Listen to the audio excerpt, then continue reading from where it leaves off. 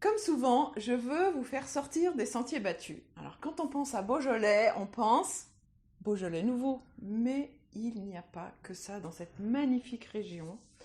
C'est hyper vallonné, c'est magnifique, c'est un endroit où il y a des trésors de vin. Et cette fois-ci, j'ai voulu vous présenter un des 10 crus du Beaujolais. Il s'agit de Juliena. Et Pascal Offrand, qui est le propriétaire de ce magnifique vin, a démarré avec 2 hectares de vignes seulement. 2 hectares, c'est vraiment rien du tout. Il est allé à l'école, il a fait ce qu'on appelle la Viti à Beaune, et ensuite, aujourd'hui, il a agrandi son terroir à une dizaine d'hectares. Mais dès le départ, pendant ses études, il est allé en Oregon aux États-Unis. Il a vraiment essayé de s'ouvrir un petit peu l'esprit et d'aller voir ailleurs comment ça se passe.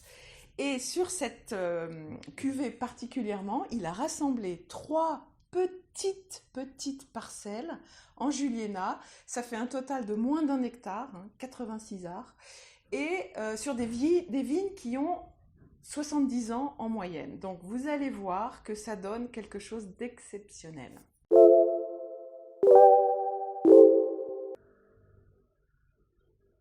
Au nez, préparez-vous, parce qu'on a à la fois une belle intensité. On est en 2020, c'est du fruit très mûr, on sent vraiment bien ça.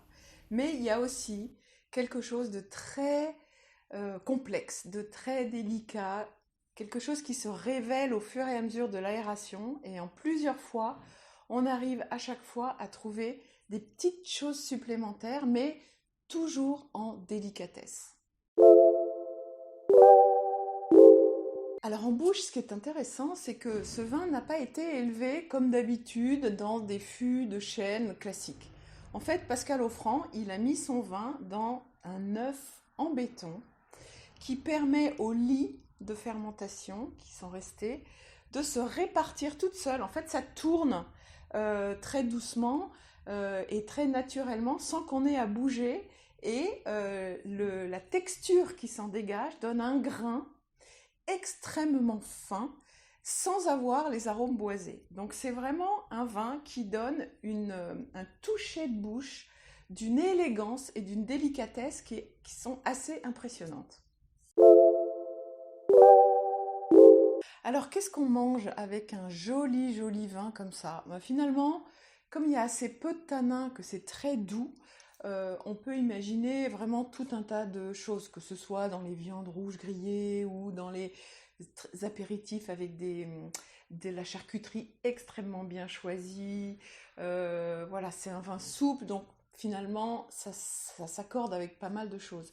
Mais si on est un petit peu courageux et un petit peu curieux et audacieux, on peut mettre quelques bouteilles en cave et le ressortir dans 3-4 ans avec des choses beaucoup plus raffinées. On pourra essayer d'aller titiller des choses avec de la truffe. On pourra faire des plats un peu plus complexes, des plats mijotés, des jolis coques au vin, voilà ce genre de choses. Et ce sera vraiment une récompense au final.